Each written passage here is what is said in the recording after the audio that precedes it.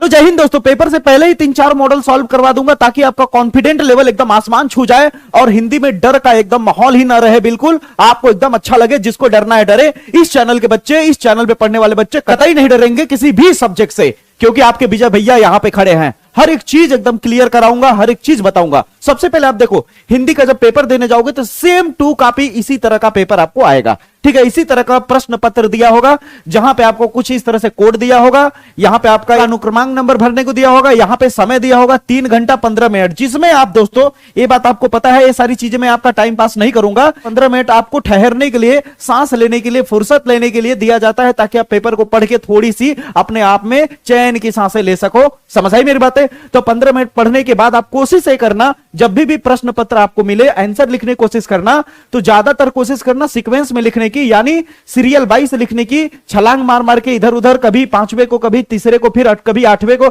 ऐसे आंसर मत देना। ठीक है, कोशिश करना सीरियल वाइज से जाने की। अब कहोगे सर अगर मान लीजिए नहीं मालूम है तो, अरे होगा कैसे नहीं मालूम, आपके विजय भैया है, पेपर में हर सवाल आपको आ रहा होगा, बस इतना आप मान लो। ठीक है, तो ये बात आपको पता चल गया। 100 नंबर आपका प्रश्न होता है, 100 नंबर का प्रश्न होता है। ठीक है, अब यहां पे कुछ बातें लिखी होती है, वही चीज है कि आप में क्या क्या दिया है। 15 मिनट आपको विद्यार्थी को पढ़ने के लिए दिया जाता है। निर्देश दिया गया है कि संपूर्ण प्रश्न पत्र में 2 खंड है, खंड क और खंड ख में बांटा गया है और सभी प्रश्नों का करना अनिवार्य है। ठीक है, यहां तक आप पढ़ लिए। एक बात याद रखना, प्रश्न पत्र मिलेगा, वहां पे प्रश्न पत्र पे कोई भी सवाल में टिक या फिर ऐसे डॉट या क्रॉस जैसी चीजें मत करना, नहीं तो दिक्कत हो जाएगा। ठीक है, अब आती है बारी कि प्रश्न पहला कैसा होगा, खंड क का। तो दोस्तों सबसे पहला आपका खंड क आएगा। क्या आएगा? खंड क।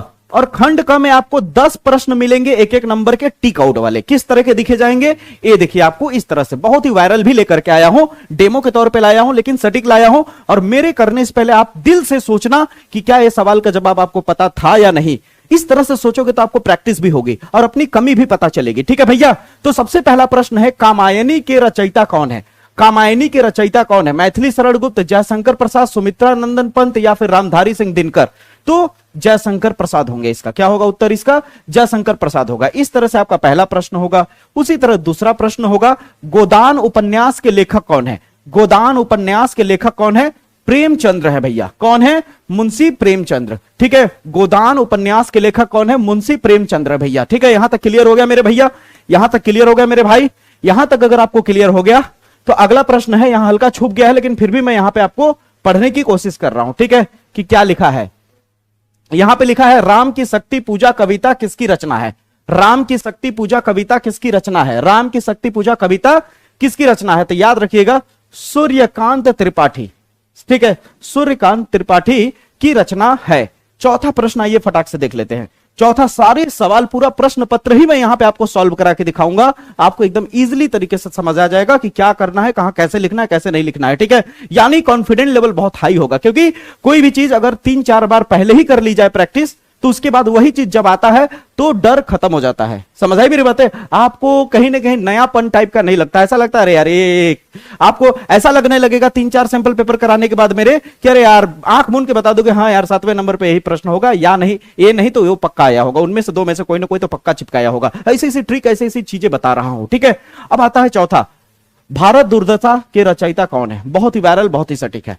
ठीक है, भारत दुर्दशा के रचयिता कौन है? भारत दुर्दशा के रचयिता कौन है? तो भैया आपका भारतेंदु हरिश्चंद्र है। क्या है? भारतेंदु हरिश्चंद्र है। ठीक है, याद रहेगा। भारत दुर्दशा के रचयिता कौन है? भारतेंदु हरिश्चंद्र। ठीक है, याद भी करते जाना। और याद रखो जो मैंने बोला अभी, कि मैं जब प्रश्न ला रहा हूं तो अपने से एनालाइज करो। दिल कहते हैं ना, तुम दूसरे झूठ बोल सकते हो, लेकिन खुद के अंदर झूठ नहीं बोल सकते। खुद का आत्मा जानता है कि ये प्रश्न तुम्हें आ रहा था पहले से या नहीं। सही कहा कि नहीं? तो मेरे भाई बहन जरूर सोचो। ठीक है, और सभी एक्टिव रहो। ठीक ना? आत्मकथा रचना किस विधा की है? आत्मकथा रचना किस विधा की है? नाटक है, उपन्यास है, जीवनी है या आत्मकथा है? नाम में ही आत्मकथा है तो आत्मकथा ही होगा। ठीक है, यहां तक क्लियर है।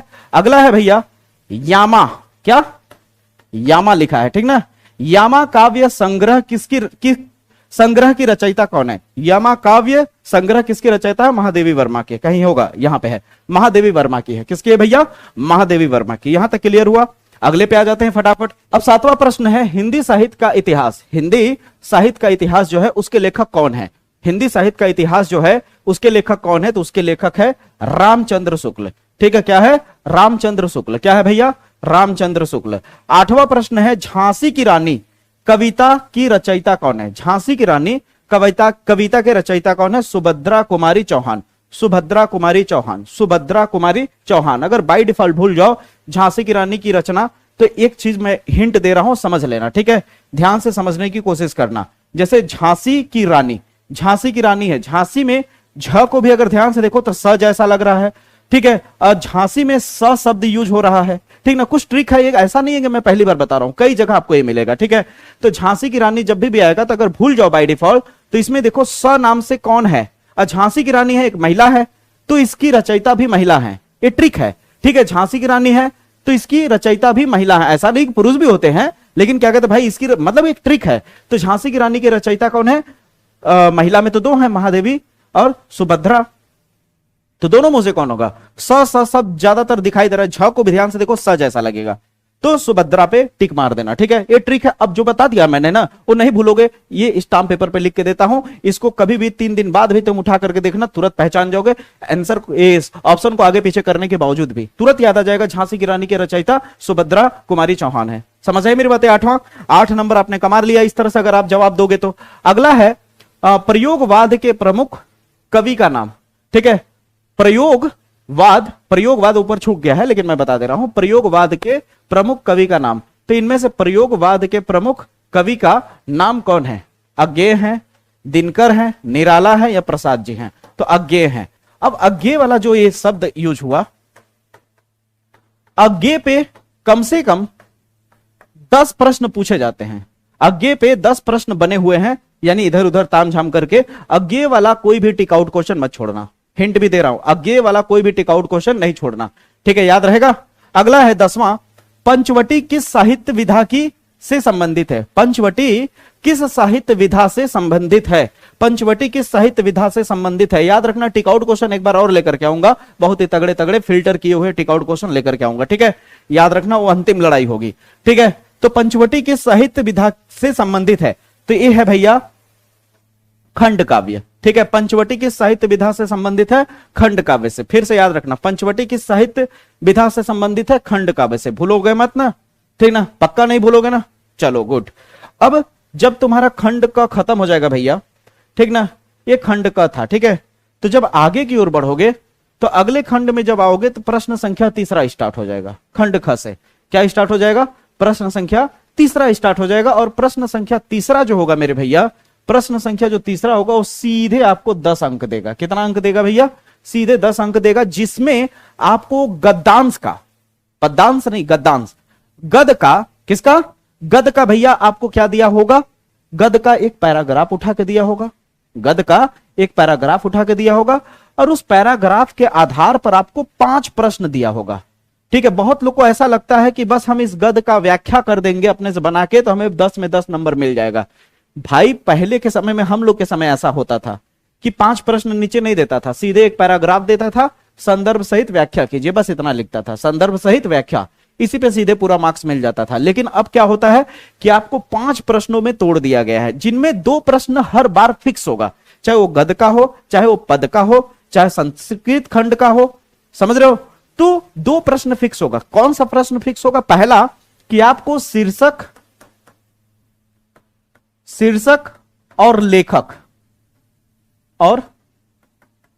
लेखक का नाम पक्का पूछा जाएगा, यानी कुल मिलाकर के संदर्भ पूछा जाएगा। क्या पूछा जाएगा? संदर्भ पूछा जाएगा। दूसरा जो होगा व्याख्या पूछा जाएगा। अब मजे की बात यह है कि गद की या गद्यांश का व्याख्या कभी रटा नहीं जाता है, कभी रटा नहीं जाता है, क्योंकि गद्यांश की व्याख्या हूबहू जो पैराग्राफ दिया होता है उसी को अपने भाषा में बढ़ा चढ़ा के लिखना ही व्याख्या कहलाता है। जैसे कि मैं कई बार बता चुका हूं, फिर से अपने शब्दों को दोहरा देता हूं कि अगर किसी को मैं एक तमाचा मार दिया तो इसकी अगर प्रसंग कोई पूछे, प्रसंग का मतलब कि छोटे से शब्दों में अगर किसी को बोलना हो तो तुम कहोगे सर ने उस लड़के को एक तमाचा मारा, लेकिन इसी का व्याख्या करना हो तो कहोगे अरे जानते हो यार, सर के नजदीक जब लड़का आया तो सर बड़े गुस्से में उसे देखे और तुरंत खींच के एक तमाचा मार दिए, उसके गाल पे 5 उंगलियां उपट गई, उसके लड़के के आंख में आंसू डम गया, चारों तरफ इधर उधर देखने लगा कि मेरे को कोई देख तो नहीं रहा, मेरी बेइज्जती तो हो नहीं गई मार खाने के बाद। कहने का मतलब एक छोटी सी चीज को कितना बढ़ा चढ़ा दिया गया। तो उसी तरह से ये जो पैराग्राफ लिखा होता है, ये जो पैराग्राफ लिखा होता है भैया, इस पैराग्राफ में होता क्या है कि आपको पैराग्राफ को पढ़ना होता है। पढ़ने के बाद आपको पता चल जाता है कि ये पैराग्राफ का शीर्षक क्या है, यानी पाठ का नाम क्या है और इसे लिखा कौन है। और गद्यांश पद्यांश और संस्कृत का गद और संस्कृत के पद वाले में बहुत ही डिटेल, बहुत ही डीपली, और कौन सा गद कौन सा पद आपको तैयार करना चाहिए सब कुछ बताया हूं, जैसा कि यहां थंबनेल दिख रहा है। तो उसमें जाके देखोगे तो एकदम डिटेल समझ आएगा और मजा आएगा, तुम्हें पूरी राज समझ में आ जाएगी। समझ आई मेरी बात है? पूरी राज। कमेंट बॉक्स में मैं लिंक भी दे दूंगा इसका, ठीक है? कमेंट बॉक्स खोलोगे तो इस वीडियो का लिंक भी मिल जाएगा। अब क्लियर हुआ? तो वहां पे डिटेल मिलेगा और यहां पे तो मैं केवल जो दिया है उसी का जवाब दूंगा। तो चलो देते हैं। तो अब जानते हैं दोस्तों कि गद्यांश में इस तरह का जो पैराग्राफ देता है जिसके नीचे 5 प्रश्न दिया जाता है। ये तो बता दिया कि 2 प्रश्न फिक्स होता है, एक होता है संदर्भ और दूसरा होता है व्याख्या, यानी 4 नंबर आपका फिक्स हो गया। अब बचा 3 प्रश्न, जो वो 3 प्रश्न इसी में से आपको काट छाट करके लिखना होता है, कोई दिक्कत की बात नहीं होती है। जो पैराग्राफ दिया होता है वही, बाहर से कुछ नहीं होता है, ठीक है? आपको डरने वाली बात नहीं है, अलग से आपको रटने की जरूरत नहीं है, पहला। दूसरा कि यहां पे एक पैराग्राफ नहीं बल्कि आपको 2 पैराग्राफ दिया जाता है, अथवा अथवा करके, जो आपको पसंद आए वो आप करिए, ठीक है? और मैंने उस वाले वीडियो में जो अभी मैंने आपको थंबनेल दिखा उसमें बहुत अच्छे अच्छे कीवर्ड बताया है, पहचानने का तरीका बताया है, कैसे पैराग्राफ देखते ही पहचान लोगे कि ये इसका शीर्षक क्या है और इसके लेखक क्या है। जैसे कि यहां पे अगर ध्यान से देखो तो भाषा स्वयं संस्कृति का एक अटूट अंग है, संस्कृति परंपरा के निःसृत होने पर भी परिवर्तनशील है, गतिशील है, उसकी गति विज्ञान की प्रगति के साथ जुड़ी हुई होती है, विज्ञान आविष्कारों के प्रभाव के कारण अद्भुत नई संस्कृति है, ठीक है? इसके लिए नए प्रयोगों की, नई भाव योजनाओं का व्यक्त करने के लिए नए शब्दों की खोज की महती आवश्यक है। खोज की महती आवश्यक है, महती का मतलब खोज की जरूरत है, ठीक है? आवश्यकता है। अब ये जो मैंने पैराग्राफ पढ़ा इसमें अगर आप नोटिस किए होंगे, भाषा के महत्व, आधुनिकता, बदलते दौर में, विज्ञान के दौर में भाषाओं में कैसे परिवर्तन आता है उसके बारे में बात हो रही है। तो आप ध्यान से समझना, भाषा और आधुनिकता जैसे शब्दों का जब जिक्र होगा, यहां देखो कीवर्ड लिखा है मैंने, कीवर्ड में क्या है, कैसे पहचानोगे? अगर कोई पैराग्राफ में आधुनिक जैसे शब्दों का प्रयोग हो, आधुनिकता, सामाजिक परिवर्तन, विज्ञान, भाषा, संस्कृति, समझ रहे हो, परिवर्तनशील, ऐसे जैसे शब्दों का अगर प्रयोग हो रहा है तो तुरंत समझ लेना कि उसका शीर्षक क्या है, भाषा और आधुनिकता है। और उसको लिखने वाले कौन है? प्रोफेसर जी सुंदर रेड्डी हैं, ठीक है? यहां तक समझ आया? जैसे ये कीवर्ड पकड़ लोगे तो तुरंत तुम एक सवाल का जवाब दे दोगे। जैसे ही कीवर्ड पकड़ोगे तुरंत एक सवाल का जवाब आप दे दोगे। जैसे पहला सवाल है, पाठ के शीर्षक और लेखक का नाम बताइए, तो पाठ का शीर्षक कौन हो गए? भाषा और आधुनिकता, और लेखक कौन हो गए भैया? लेखक प्रोफेसर जी सुंदर रेड्डी हो गए। अगला है, रेखांकित अंश की व्याख्या कीजिए। तो यहां पे अब जो लिखा हुआ है सेम टू कॉपी मत उतारना, ठीक है? यहां जो लिखा हुआ है सेम टू कॉपी मत उतारना मेरे भाई। जो लिखा है उसी को बढ़ा चढ़ा करके थोड़ा अपने शब्दों में लिख दोगे तो व्याख्या हो जाएगा। क्या हो जाएगा? व्याख्या हो जाएगा। फिर यहां पे आप देख रहे हो, तीसरा प्रश्न है कि अद्भुत और परंपरागत शब्दों का अर्थ लिखिए। अद्भुत और परंपरागत शब्दों का अर्थ लिखिए। तो इस शब्दों का अर्थ क्या होता है, ध्यान से समझिए। अद्भुत का अर्थ उत्पन्न होना लिख देना, और परंपरागत का अर्थ होता है परंपरा से चलती आ रही चीजों। समझ रहे हो? परंपरा से चलती आ रही चीजें या परंपरा से चली आ रही संस्कृति, जो भी, ठीक है? फिर अगला है कि भाषा परिवर्तनशील क्यों है। अब यहां साफ साफ लिखा हुआ है, देख सकते हो कि कहां गया भैया, यहां पे साफ साफ लिखा हुआ है कि भाषा स्वयं संस्कृति का एक अटूट अंग होता है, संस्कृति परंपरा से निःसृत होने पर भी परिवर्तनशील और गतिशील होती है, ठीक है? या ऐसे भी अपने तरफ से लिख सकते हो कि भाषा और संस्कृति में परिवर्तनशील होने का मुख्य कारण यह होता है कि जब हम विज्ञान को अपनाते हैं तो कई नई भाषाओं, कई नए शब्दों को जोड़ना पड़ता है, जिसकी वजह से भाषा में एक नयापन आता है। परंतु भाषा में नयापन लाने के साथ साथ यह बातों का ध्यान रखना होगा कि हमारी संस्कृति पे कुठाराघात ना हो। यानी कहने का मतलब समझ रहे हो मैं क्या कह रहा हूं? इस तरह से तुम लिख सकते हो अपने हिसाब से बना करके, ठीक है? एग्जैक्टली अगर तुम सोच रहे हो कि मेरा 100 में 100% एकदम बुक से मैच कर जाए तो आप मर जाओगे रटते रटते। समझ रहे हो? अब ध्यान से समझो। अगला है, प्रस्तुत गद्यांश में लेखक ने किस बात पर बल दिया है। तो जाहिर सी बात है भाषा के महत्व पर, भाषा के बदलती आधुनिक दौर में भाषा के महत्व की चर्चा की है। बदलते आधुनिक विज्ञान के दौर में भाषा किस तरह से परिवर्तनशील हो रही है, भाषा कैसे बदलाव आ रहा है, और भाषा में परिवर्तनशील होते हुए भी हमें अपनी संस्कृति को कैसे बचा के रखना है, इसके ऊपर जोर दिया गया है। समझ आई मेरी बातें?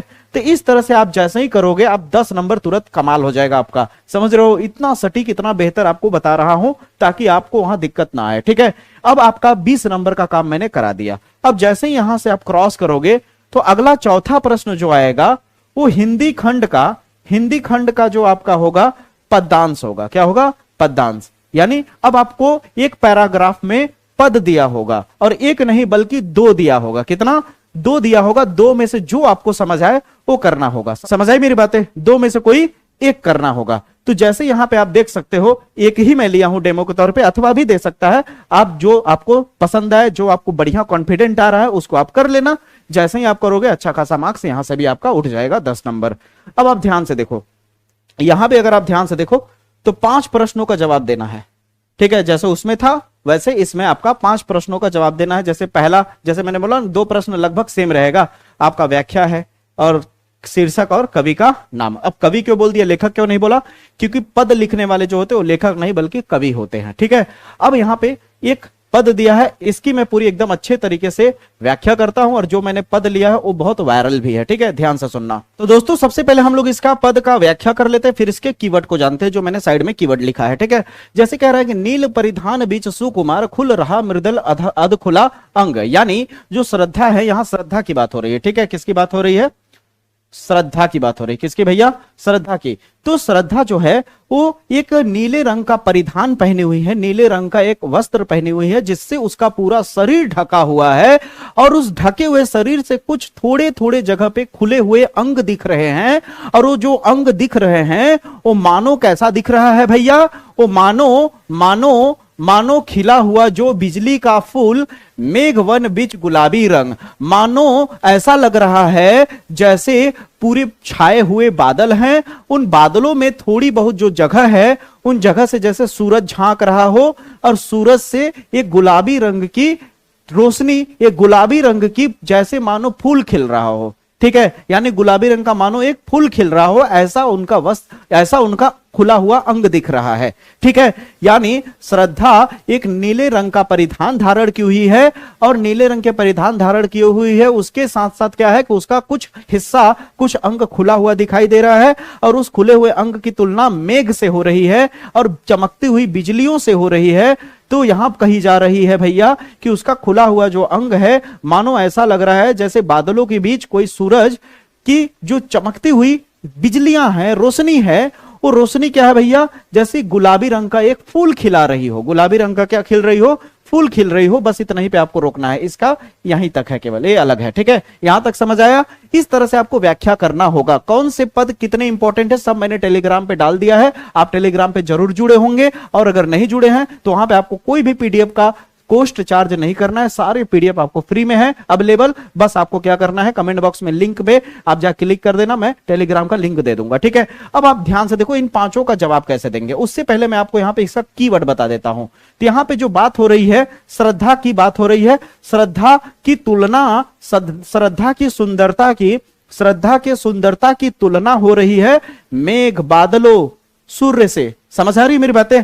ठीक है, और इसके रचयिता, इसके कवि जो हैं वो कौन है? जयशंकर प्रसाद है। शीर्षक क्या है? श्रद्धा मनु है। शीर्षक क्या है? श्रद्धा मनु। याद रहेगा? याद रहेगा भैया, पहचान जाओगे, अब भूलोगे नहीं जो मैंने बता दिया। ठीक है, अब यहां पे पहला प्रश्न क्या पूछा जा रहा है कि प्रस्तुत पंक्तियों में किसकी सुंदरता की बात हो रही है? तो जाहिर सी बात है श्रद्धा की सुंदरता की बात हो रही है। किसकी? श्रद्धा की। तो आप कह सकते हो प्रस्तुत पंक्तियों में या प्रस्तुत पद के पंक्तियों में श्रद्धा की सुंदरता का वर्णन किया जा रहा है। बस इतना लिख दिया, हो गया, 2 नंबर आपने कमा लिया। अगला है प्रस्तुत पदांश में नायिका यानी श्रद्धा के बालों और मुख की तुलना किससे हो रही है? तो बालों की तुलना बादल से हो रही है। किससे? बादल यानी मेघ से। और मुख की तुलना सूर्य से हो रही है। समझ आई मेरी बातें? आपने कमा लिया 2 नंबर। फिर अगला प्रश्न है मेघ वन में कौन सा अलंकार है? अब यहां आप देख सकते हो मेघ वन में, यानी मेघ यानी बादलों की तुलना किससे हो रही है? श्रद्धा के सुंदरता की, यानी श्रद्धा के रूप रंग की। तो यहां रूप की बात हो रही है, सुंदरता यानी रूप की बात हो रही है। तो यहां पे कौन सा अलंकार चिपकेगा? यहां पे रूपक अलंकार, रूपक अलंकार चिपकेगा। किसी के रूप रंग की अगर तुलना किसी से की जा रही है तो वहां रूपक अलंकार होता है। ठीक है, अगला है रेखांकित अंश की व्याख्या। तो व्याख्या कर दिया मैंने। फिर अगला है कविता का शीर्षक और कवि, तो शीर्षक है श्रद्धा मनु और कवि है जयशंकर प्रसाद। यहां भी आपने 10 नंबर कमा लिया। अब बताइए ईमानदारी से यहां तक क्लियर हुआ या नहीं? पक्की बात समझो कि यहां तक क्लियर है, बहुत बढ़िया। अब चलते हैं दोस्तों अगले प्रश्न पे। अब दोस्तों अगले प्रश्न की अगर बात करें तो अगले प्रश्न में आपको साहित्यिक परिचय पूछा जाता है लेखक और कवि का, और आपको मिलता है 5-5 अंक। ठीक है, लेखक का 3 दिया रहता है जिनमें से कोई एक करना होगा, आपको ऐसे ही बोर्ड एग्जाम में दिया होगा। और एग्जैक्टली यहां अगर 5वें क्वेश्चन पे आपको दिखा रहा हूं लेखक कवि, तो वहां भी 5वें क्वेश्चन पे ही लेखक कवि मिलेगा। ये मान लो कि सेम इसी तरह पेपर आएगा। समझ आए मेरी बातें? और आपको 80 शब्द में लिखना होता है। बहुत लोग सोचते हैं कि 5 नंबर हमें मिलने वाला है तो कम से कम 2 पेज 2.5 पेज लिख दे। अरे भैया, आप अपने पैरों पे कुल्हाड़ी मार रहे हो। आप कह रहे हो कि मुझे बहुत आ रहा है तो मैं ज्यादा लिख देता हूं। ज्यादा लिखने से तुम्हारा टाइम मैनेजमेंट गड़बड़ा जाएगा और अंत में पेपर के बहुत सारे क्वेश्चन छूट जाएंगे। इसलिए टाइम मैनेजमेंट बहुत ही ज्यादा इंपॉर्टेंट रोल प्ले करता है बोर्ड एग्जाम में। तुम कितने ब्रिलियंट हो ये मायने नहीं रखता, तुम कितने टाइम मैनेजमेंट के पक्के हो, तुम सारे चीजों को अटेम्प्ट कर पाते हो या नहीं, ये मायने रखता है। इसलिए टाइम मैनेजमेंट बहुत बेहतर चीज होती है। इसलिए दोस्तों बोर्ड एग्जाम में हर क्वेश्चन को अटेम्प्ट करने का यही तरीका है कि जितना पूछा जाए उतना ही जवाब दीजिए, बहुत ज्यादा मत दीजिए जवाब। अपने आप को वहां पे आप अपना नवाबी झाड़ने की कोशिश करोगे तो आप गड्ढे में ही गिरोगे। समझ आई मेरी बातें? तो आप ध्यान से समझो। निम्नलिखित में से किसी लेखक का साहित्यिक परिचय देते हुए उनकी प्रमुख रचनाओं का वर्णन करना है। ठीक है, तो अभी मैंने जस्ट इस वीडियो के पीछे आप देखोगे लेखक और कवि का मैंने 3 लेखक 3 कवि का मैंने साहित्यिक परिचय बहुत सटीक तरीके से, और जिसको अगर याद नहीं हो, रटना पड़ता हो तो जाके उसे जरूर देखो। एक ट्रिक के दम पे सारे साहित्यिक परिचय को क्लियर किया है, थोड़े थोड़े चेंजेस पे, मजा आ जाएगा आपको। ठीक है, और अगर तैयार है तो लिखने का फॉर्मेट समझ लो। देखो, साहित्यिक परिचय भला ही पूछा गया है, लेकिन फिर भी आपको जीवन परिचय की थोड़ी सी झलक देनी पड़ती है, इसलिए पहला हेडिंग आपका जीवन परिचय ही होता है। तो 2 तरह से लिखते हैं लिखने वाले लोग, या फिर जीवन परिचय हेडिंग डाल के इस तरह से लाइन बाय लाइन लिख देते हैं, ये भी सही है। बहुत लोग क्या करते हैं कि ऊपर में एक डब्बा इस तरह से बनाते हैं और यहाँ पे सबसे पहले लेखक लिखेंगे हेडिंग, फिर लेखक का नाम लिख देंगे, फिर यहाँ जन्म लिखेंगे, फिर जन्म लिख देंगे, जन्म यानी 1907 1906 जब भी हुआ हो, फिर जन्म स्थान लिखेंगे, जन्म स्थान का नाम लिख देंगे, माता पिता लिखेंगे इधर, फिर माता पिता का नाम लिख देंगे। ठीक है, फिर उसके बाद मृत्यु लिखेंगे, फिर इधर मृत्यु लिख देंगे, यानी जिस सन में हुआ होगा।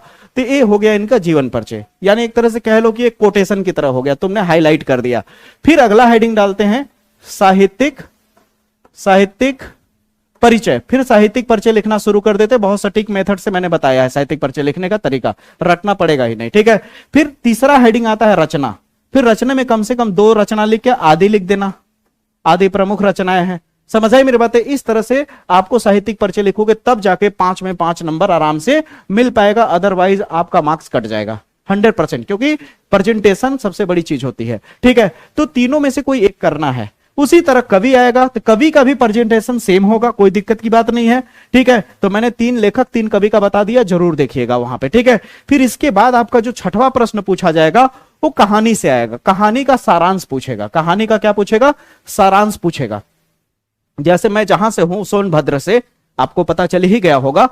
ठीक है, तो सोनभद्र में हम लोग का पंचलाइट है। ठीक है, हम लोग के जिले का क्या है? पंचलाइट है कहानी का सारांश। आप में क्या है वो देख लेना, आपके शिक्षक बताए होंगे। ठीक है, मैक्सिमम पंचलाइट ही होता है, मैक्सिमम पंचलाइट, या बहुत लोग का लाठी भी होता है। ठीक है, तो ध्यान से समझिए पंचलाइट के सारांश में क्या लिखना होगा। तो पंचलाइट वाले में क्या होता है कि देखिए 2 गांव होते हैं और वो गांव का जो जमींदार होते हैं वो लोग एक बार मेला जाते हैं, तो गांव का जो पड़ोस वाला गांव होता है वो दूसरे से जलता है, एक दूसरे को बड़ा बनाने की कोशिश करते हैं कि मैं उससे बड़ा हूं, मेरे यहाँ बहुत सुविधा है। जैसे नहीं होता, कार्टून मूवी में देखा होगा, उस तरह से होता है। तो बहुत टोला मोहल्ले वाले जाते हैं मेला। अब मेला में क्या कहते हैं, बहुत सारे पंच लोग जो होते हैं वो मेला में जाते हैं और वहां पे पंचलाइट का मतलब लालटेन होता है ना, जैसे ऐसे ऐसे फुस फुस फुस करके जलाते हैं, ऐसे कर देते जलने लगता है। उसी तरह से आपका लालटेन इस तरह से रहता है, उसे पंचलाइट कहते हैं। वो लोग वो लेकर के आ तो जाते हैं, सोचते हैं कि हम लोग पंचलाइट लेके आएंगे, उस गांव में तो है नहीं, हमारे घर में पहला पंचलाइट हमारे गांव में होगा, हम लोग का बड़ा नाम होगा। वो लोग जल जाएंगे, भूल जाएंगे, इस तरह से, मतलब समझ रहे हो ना। फिर वो लोग सोचते हैं कि पंचलाइट ले आकर के हम लोग क्या करेंगे, रात में कीर्तन करवाएंगे। कीर्तन मतलब समझते हो ना, हरि कीर्तन, उस तरह से। तो पंचलाइट ला तो लेते हैं, लेकिन कीर्तनिया लोग जब बैठते हैं तो अब बारी आती है पंचलाइट जलाने की, तो पंचलाइट जला ही नहीं पाता कोई, पंचलाइट जलाने आता ही नहीं किसी को। ठीक है, तो सब लोग अपना अपना पता नहीं क्या क्या बुद्धि देते रहते हैं। तो धीरे से गुलरी काकी लोग इस तरह से हल्का फुल्का बतियाती हैं कि यार ये गोधना जो है वो पंटलाइट तो जलाने जानता है, वह इस तरह का तामझाम करने जानता है, ठीक है भैया, लेकिन वो गोधना को तो गांव से भगा दिया गया है एक लड़की के अफेयर में, चक्कर में, तो उसको गांव में बुलाया कैसे जाए? तब तक सरपंच को पता चल जाता है ये बात, तो कहते हैं बुलाओ बुलाओ भाई, नहीं इज्जत का सवाल है, क्योंकि दूसरे गांव वाले हंसी उड़ा रहे हैं। वो दूसरे गांव में पता चल चुका था, पड़ोस वाले गांव में, कि क्या कहते हैं, टोला में, कि वो लोग पंचलाइट जला नहीं पा रहे हैं, ठीक है। तो आता है, फिर आने के बाद कहता है ले आओ थोड़ा गरी नारियल का तेल डाल करके फुस मार के जला देता है। यही कहानी है, ठीक है, आसान भाषा मैंने बता दिया। और अगर और बेहतर तरीके से सीखना है तो यूट्यूब पे इसको कभी भी कहानी के तौर पे ना समझ के कार्टूनिस्ट वीडियो बहुत सारे पड़े हुए मिलेंगे, कार्टून के तौर पे, जैसे डोरेमोन, छोटा भीम देखते हो ना, उस तरह देख लोगे तो 5 नंबर क्लियर हो जाएगा। 80 वर्ड में लिखना होगा। 80 वर्ड का मतलब होता है लगभग 1 पेज, लगभग 1 पेज आपको लिखना होगा। समझ आई मेरी बातें? तो इस तरह से आप लिखोगे तो आपका 5 नंबर एकदम अच्छे से पंचलाइट वाला क्लियर हो जाएगा, कहानी वाला, ठीक है। ये 6वां प्रश्न होगा। और 7वें प्रश्न में जो पूछा जाएगा वो खंड काव्य के आधार पर किसी एक खंड का प्रश्न उत्तर देना होगा। अब प्रश्न उत्तर में हर कोई जान रहा है ज्यादातर चरित्र चित्रण ही पूछा जाएगा। क्या पूछा जाएगा? चरित्र चित्रण पूछा जाएगा, ठीक है। तो आपको तो पता ही है कि ज्यादातर क्या है कि जैसे हम जहां से हमारा आलोक वृत्त है, तो आप अपना देख लीजिएगा, ठीक है। तो आलोक वृत्त गांधी जी के ऊपर है। किसके ऊपर है भैया? आलोक वृत्त गांधी जी के ऊपर है। और इनका क्या लिखना है? जीवनी या फिर चरित्र चित्रण लिखना होता है, ठीक है। तो चरित्र चित्रण ही सब कोई लिखता है। तो गांधी जी के बचपन से लेकर के उनके पूरे बुढ़ापे तक क्या क्या रहा, उसे संक्षेप में छोटे से शब्दों में लिखा जाता है। तो हर कोई जानता है गांधी जी अहिंसा के पुजारी थे, वो सत्य मार्ग पे चलने का राह दिखाते थे और चलते भी थे, ठीक है। और वो एक बहुत ही बड़े देश प्रेम थे, राष्ट्रभक्त थे, ठीक है। वो स्वदेशी वस्त्रों का यानी स्वदेश की चीजों का इस्तेमाल करने का पक्षधर थे। तो इस तरह की चीजें हैं, आप पढ़ोगे तो एकदम अच्छे से समझ में आ जाएगा, ठीक है।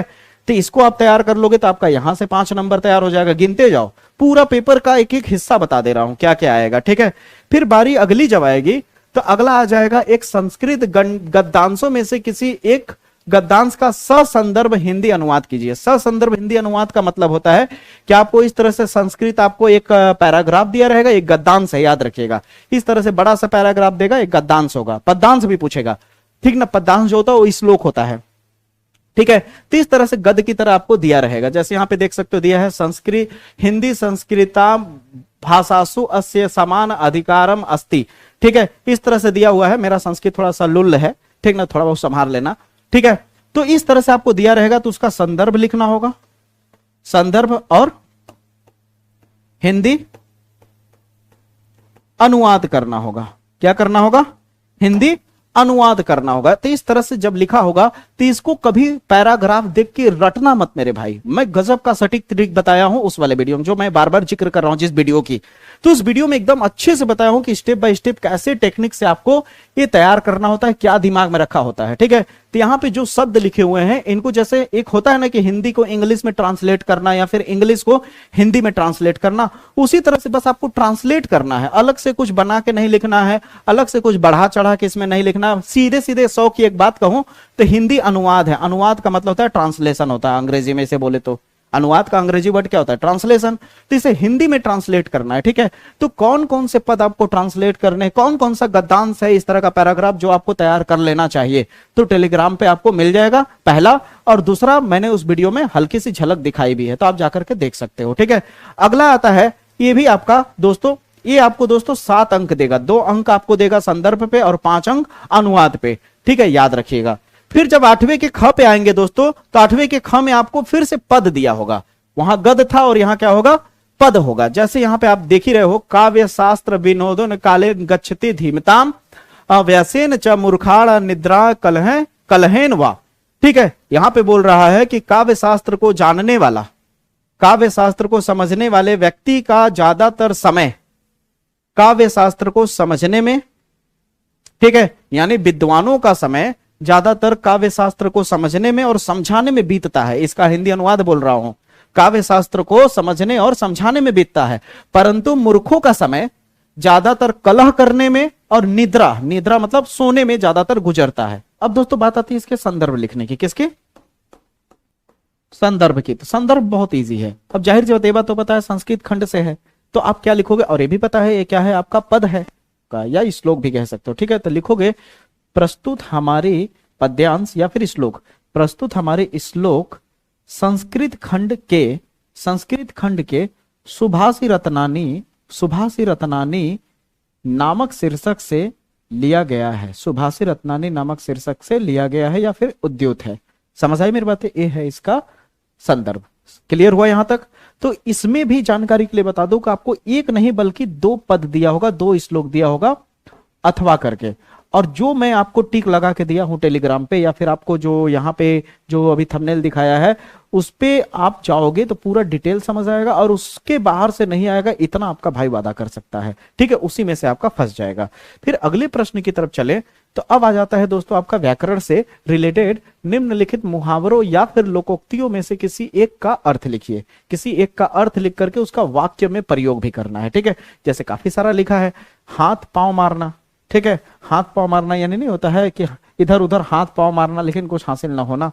ठीक है, अगला है अगर मगर करना। ठीक है, तो इसी को उठा लेते हैं। ठीक, वैसे तो बहुत सारा इजी है।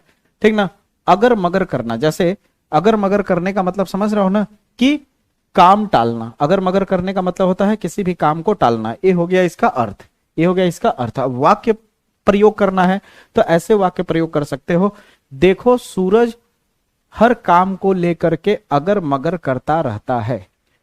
ठीक है, पंकज इस काम को लेकर अगर मगर कर रहा है। ये हो गया वाक्य प्रयोग। समझ आई मेरी बातें? ये रटना वाला बात नहीं है। आप मेरा व्याकरण का जो पर्सनल वीडियो आया है उसे देखो, आपको एकदम इजीली समझ आएगा। ठीक है, फिर आती है बारी दोस्तों अगला 11वां प्रश्न में। तो 11वें प्रश्न में 2 प्रश्न होगा, पहला और दूसरा, और दोनों 1-1 नंबर का प्रश्न होगा। कितने मार्क्स का? 1 नंबर ए, 1 नंबर ए। और यहां क्या होगा आपका शब्द युग्म दिया होगा और उसका सही अर्थ बताना होगा। 4 ऑप्शन दिया होगा, उनमें से कोई एक ऑप्शन सही होगा। जैसे अनल और अनिल है, अनल और अनिल। तो जान लीजिए अनल का अर्थ होता है, अनल का अर्थ होता है दोस्तों अग्नि। क्या होता है? अग्नि होता है। अनल का अर्थ क्या होता है भैया? अग्नि होता है। और अनिल का अर्थ होता है, अनिल का अर्थ होता है दोस्तों वायु। अनिल का अर्थ क्या होता है? वायु। तो बताइए पहले में क्या है? अनल यानी अग्नि होना चाहिए, और बगल में क्या होना चाहिए? वायु। अग्नि वायु, अग्नि वायु, स वाला ऑप्शन सही होगा। समझ आया? मजा आया? ठीक है, तो 15 टॉप 15 मोस्ट इंपॉर्टेंट व्याकरण वाले में मैंने कराया है। यहाँ थंबनेल व्याकरण वाला दिख रहा है, जैसे ही हिंदी वाले प्लेलिस्ट में जाओगे सब कुछ मिल जाएगा, कोई दिक्कत नहीं है आपको। ठीक है, फिर आता है जघन और जघन्य। जघन और जघन्य। तो जघन का अर्थ क्या होता है? जघन। जघन का अर्थ होता है जांग। जघन का अर्थ क्या होता है? जांग। और जघन्य नहीं कहते हैं, ये बहुत ही बड़ा जघन्य अपराध कर दिया। जघन्य शब्द बहुत यूज किया जाता है। जघन्य का मतलब एक तरह का अपराध में यूज होता है ये शब्द। किसमें? अपराध जैसे चीजों में शब्द यूज होता है। तो इसका सही आंसर होगा पहला। समझ आई मेरी बातें? उसी तरह अगले पे जब आओगे तो ख वाला प्रश्न पूछा जाएगा, जिसमें दिया होगा निम्नलिखित शब्दों में से किसी एक शब्द का 2 अर्थ लिखिए। 2 अर्थ वाला भी बताया हूं, 2 अर्थी वाला। ठीक ना, तो जड़ का होता है पेड़ पौधों की जो मूल होती है, मूल यानी जड़, उसे भी जड़ कहते हैं, या फिर मूर्ख को भी जड़ कहते हैं। ये बिल्कुल जड़ है, इस तरह से कहा जाता है। ठीक है, गिरा। गिरा का अर्थ होता है जैसे कोई चीज गिर पड़ा, जैसे होता है ना गिर पड़ा, या फिर वाड़ी या फिर भाषण जैसे शब्दों में भी गिरा का शब्द यूज किया जाता है। फिर आता है पयोधर। पयोधर का मतलब होता है मेघ भी कहते हैं और स्तन भी कहते हैं। ठीक है, मना। मना लिखा है ना, मन नहीं। मना का मतलब होता है रोकना। ठीक ना, रोका। मना का मतलब रोक देना। ठीक है, या फिर मनाया। मनाया जैसे शब्द में भी यूज होता है। ठीक है, तो इस तरह से अगर आप चाहिए तो 10-15 मोस्ट इंपोर्टेंट मैंने उस वाले में बताया है, और वो भी ऐसे जो रिपीटेड है और 100 में 100% आने ही आने हैं, कोई दिक्कत की बात नहीं है। तो 2 अर्थ लिखना है, 4 ठो देगा, कोई एक उठाना है, तो इतना तो लक खराब है नहीं कि क्या कहते हैं चारों में से कोई एक नहीं आएगा। 100% आना ही आना है, तो डरने वाली कोई बात नहीं है। हाँ, बिल्कुल एकदम लक खराब है तो बात अलग है, वैसा लेकिन होगा नहीं। ठीक है, अब अगला प्रश्न आता है ग वाला, जो आपका है निम्नलिखित वाक्यांशों के लिए सही शब्द का चयन करिए। सही शब्द का चयन करिए, यानी यहां पे लिखा है पहला आशा से अधिक। अब आशा से अधिक का सही चयन इसमें से करना है, कौन सही है? आशा के विरुद्ध नहीं भाई, आशा से अधिक, आशा से विरुद्ध कैसे होगा? आशा के अनुसार कैसे होगा? आशान्वित भी नहीं होगा। आशा से अधिक का मतलब होता है आशातीत। आशातीत का मतलब होता है आशा से अधिक। अब अगला है रास्ता दिखाने वाले। रास्ता दिखाने वाले को ज्ञानी कहा जाता है क्या? नहीं भाई। जानकार कहा जाता है? नहीं भाई, जानकार तो हर क्षेत्र में हो सकते हैं। सर्वज्ञ हो सकता है? नहीं। पथ प्रदर्शक? पथ प्रदर्शक आपका सही शब्द होगा। तो इस तरह से आपको लिख देना होगा। ऐसे ही सेम आपका बोर्ड एग्जाम में प्रश्न पूछा जाएगा। तो एक मॉडल पेपर जैसे मैंने यहां सॉल्व कराया, उसी तरह से इस मॉडल पेपर को अगर शेयर करते हो, अगर 5000 लाइक तक पहुंचा देते हो, ये मेरा एम है। 5000 लाइक अगर इस वीडियो पे चले जाते हैं तो 100% 3 मॉडल पेपर तुरंत जल्द से जल्द ला दूंगा। ठीक है, बस इतना कहना चाहूंगा कि वीडियो को ज्यादा से ज्यादा प्लीज शेयर करना। ठीक है, और चैनल पे नए हो गए तो प्लीज हाथ जोड़ के निवेदन है, चैनल को सपोर्ट करो। ठीक है, तो अब ध्यान से देखो, निम्नलिखित में से किन्हीं 2 वाक्यों को शुद्ध करके लिखना है। शुद्ध करके लिखने का मतलब होता है जो भी लिखा है, जो तुम्हें इसमें कमी लगे कि अरे यार ये तो शायद ऐसे बोला जाना चाहिए, तो वही चीज लिख देना होता है। जैसे मान लो यहाँ पे लिखा है पहला कि मुझे भारी दुख हुआ, ये लिखा है। अब इसका शुद्ध वाक्य ऐसा थोड़ी है कि जो बुक में दिया है वही एग्जैक्टली लिखना है, वही लिखेंगे तभी मार्क्स मिलेगा। नहीं भाई, अपने हिसाब से देख लो क्या तुम्हें लगता है कि इसे बना के किस हिसाब से सही लिखा जा सकता है। मुझे भारी दुख हुआ, तो भारी शब्द हटा सकते हो, भारी का कोई मतलब नहीं है। ये लिख सकते हो मुझे बहुत दुख हुआ। तो भारी हटा के बहुत शब्द ज्यादातर यूज करते हैं। भारी दुख कहाँ कहते हैं, मुझे बहुत, ऐसे कहते हैं मुझे भारी दुख हुआ। ये थोड़ा सुनने में अजीब लग रहा है ना, लेकिन कभी भी ज्यादातर बात होती नहीं, कहते देखो भाई मुझे बहुत दुख हुआ। शब्द आता है कि नहीं, ये वाला ज्यादा आता है ना, तो ये शुद्ध शब्द है। ठीक है, जैसे ईश्वर सबका भाग विधाता है। ठीक है, तो पहली बात यहाँ पे साफ साफ ये अशुद्ध है, ये जो लिखा हुआ है ये क्या है, अशुद्ध वाक्य है। नीचे में जब शुद्ध वाक्य लिखोगे, शुद्ध वाक्य में साफ साफ दिख रहा है यहाँ पे कमी कहां पे आ रही है, भाग में। ठीक ना, ईश्वर सबका भाग विधाता नहीं होता है, ईश्वर सबका भाग्य शब्द यूज होता है। ठीक ना, ईश्वर सबका भाग्य विधाता होता है। समझ आई मेरी बातें। पद्मा बुद्धिमान शिक्षिका है। ठीक है, शिक्षक शिक्षिका ये दोनों ठीक है, लेकिन क्या कहते हैं, शिक्षक ज्यादातर शब्द यूज किया जाता है। उसी तरह अब चल लेना चाहिए, ये शब्द यूज नहीं होता है। अब चलना चाहिए, ये शब्द ज्यादातर यूज होता है। तो इस तरह से आप बना करके लिखोगे। ठीक है, और वैसे 4 में से 2 को केवल करना है। ठीक है, और अपने हिसाब से पसंद करके 2 निपटा देना। ठीक है, फिर अगला प्रश्न जो आएगा तुम्हारा, यहां से आ गया दोस्तों 12वां का क ख ग जो होगा, ये 2-2 नंबर देगा, जिनमें से कोई एक करना है। जैसे यहाँ शांत और वीर रस का लक्षण और उदाहरण देना है। तो वीर रस क्या होता है, वीर रस बताया हो ना कि जब किसी भी कार्य को करने के लिए हमारे अंदर उत्साह जागृत होता है, जब किसी भी कार्य को करने के लिए हमारे अंदर उत्साह जागृत होता है तो उसे वीर रस कहते हैं। उदाहरण है, जड़ चेतक पर तलवार उठा करता था भूतल पानी को, राणा प्रताप सिर काट काट करता था सफल जवानी को। ठीक है, फिर अगला है रूपक अलंकार और क्या कहते हैं, संदेह अलंकार में से कोई एक। तो रूपक अलंकार ही तुम टच करोगे, जहां पे रूप रंग वेशभूषा की बात हो रही होती है। ठीक है, जैसे चरण कमल बंदो हरिराई। ठीक है, चौपाई है, दोहा है। चौपाई दोहा जस्ट एक दूसरे के उल्टे नहीं होते हैं, दोहा और सोरठा एक दूसरे के उल्टे होते हैं। चौपाई में क्या होता है, परिभाषा क्या हो जाएगा, यह सम मात्रिक छंद होता है, छंद होता है। सम शब्द कब लगता है, जब चारों चरण में समान मात्राएं होती है। तो चौपाई ही ऐसा है जिसके चारों चरण में समान मात्रा होती है। कितनी, 16 16 16 16, सब में 16 मात्राएं होती हैं। ठीक है, तो इसका परिभाषा क्या हो जाएगा कि यह सम मात्रिक छंद होता है। इसमें 4 चरण होते हैं, पहले से लेके चौथे चरण में, यानी सभी चरण में 16 मात्राएं होती हैं। फिर दोहा की अगर बात करें तो दोहा और सोरठा एक दूसरे को उल्टे होते हैं। एक में क्या होता है कि 11, पहले और तीसरे में 11, दूसरे वाले में क्या होता है कि 13 और 11 मात्रा है। ठीक है, तो आप देख लेना इसका। ठीक है, बहुत इजी है, बहुत सिंपल है। तो इसका लक्षण ये हो जाएगा, परिभाषा इसका लक्षण बनेगा और उदाहरण आप तैयार कर लेना। ठीक है, मेरे चैनल पे आपको व्याकरण वाले में मिल जाएगा। फिर आता है विद्यालय में खेल के सामान की व्यवस्था हेतु प्रधानाचार्य को प्रश्न पत्र। मैंने बोला था ना कि पत्र लेखन में, पत्र लेखन में ज्यादातर इस पे पूछा जाता है। देख लो, ये मॉडल पेपर है। ठीक ना, बहुत ही प्यारा है। या ये नहीं लिखोगे तो परीक्षा के समय बिजली कटौती न करने हेतु अधिकारी को प्रश्न पत्र। ये दोनों वायरल है, इसे किसी कीमत पे मत छोड़ना, मोस्ट इंपॉर्टेंट है, मोस्ट इंपॉर्टेंट। ठीक है, फिर अगला है दोस्तों, निम्नलिखित विषयों में से किसी एक विषय पर अपनी भाषा शैली में निबंध लिखना है। तो निबंध कैसे लिखा जाता है, लिखने का फॉर्मेट क्या होता है, कितना पेज लिखना होता है, सब कुछ मैंने बताया कि नहीं। ठीक है, आप कहोगे कहां मिलेगा, तो जो मैंने वीडियो बनाया है आप जाकर के देखो तो सही एक बार। ठीक है, ये जो पॉइंट बता रहा हूं, इस पॉइंट पे आपको वो वीडियो आप उठा के देखोगे, प्लेलिस्ट का पहला वीडियो होगा जिसमें 3 से 4 लाख व्यू गया है, वो वीडियो बहुत ही सटीक, बहुत ही जानदार है। आपका निबंध, पत्र लेखन, ये सारी चीजें एकदम आराम से क्लियर करा देगा वो वीडियो आपका, ठीक है। तो जैसे यहाँ पे किस किस पे आया है देख सकते हो, बढ़े बिटिया, पढ़े बिटिया, इस पे भी आ सकता है। नवीन शिक्षा पद्धति पे आ सकता है। विज्ञान वरदान और अभिश्राप, ये इंपॉर्टेंट है, ठीक है। हमारी वन संपदा, ये इंपॉर्टेंट है। वर्तमान युग में योग का महत्व इंपॉर्टेंट है, योगा वाला, समझ रहे हो। 30 तरह का निबंध आपको पूछा जा सकता है। तो निबंध कौन से टॉप के हैं, कौन से मोस्ट इंपॉर्टेंट है, वो भी मैंने बताया है, ठीक है। तो ये रहा पूरा मॉडल पेपर। तो इस तरह से प्रश्न पूछा जाएगा, ठीक है। अब दोस्तों इस मॉडल पेपर के आधार पे अपनी तैयारी को देखो, जांचो, परखो कि तुम इसमें से कितना तुम्हें पहले से ही आ रहा था। मान के चलो कि यही सेम अगर पेपर आ जाता तो तुम कितना कर पाते, कितना अपने आप में अंदाज हो। क्योंकि कहते हैं ना, मैं तुम्हें नहीं जज कर सकता, तुम खुद अपने आप को जज कर सकते हो कि तुमने जो चीज मैंने अभी यहां बताया उनमें से कितनी सारी चीजें आपको क्लियर हो रही है, ठीक है। जिन बच्चों को अगर ऐसा लग रहा है कि मन नहीं लग रहा है या पढ़ने में दिक्कत हो रहा है, उसका एक इलाज है मेरे पास, ठीक है। वो इलाज यह है कि अपने माँ बाप के चेहरे को देखो और उनके चेहरे को देख करके बस एक बार प्रणाम करो, हे माते मुझे आशीर्वाद दीजिए, और मेहनत करना शुरू कर दो। क्योंकि उनके चेहरे पे अगर खुशी लाना है, उम्मीद की किरण जगाना है, तो केवल और केवल पढ़ना है, समझ रहे हो। अपने आप को कमरे में बंद कर लो, समझ रहे हो, और केवल फोकस करो पढ़ाई पे, पूरी जी जहान लगा दो मेरे भाई। क्योंकि अगर आज ऐसा नहीं किए तो कल के डेट में बहुत अफसोस होगा।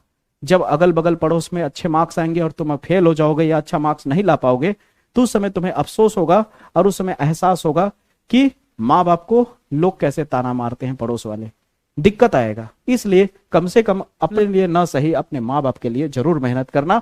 और मुझे पूरा भरोसा है कि आप यहाँ जितना भी मेरे को फॉलो करते हैं, सारे बच्चे मेहनती हैं और मेहनत करके दहाड़ देंगे, 100% फोड़ के आएंगे बोर्ड एग्जाम में। जय हिंद, जय भारत।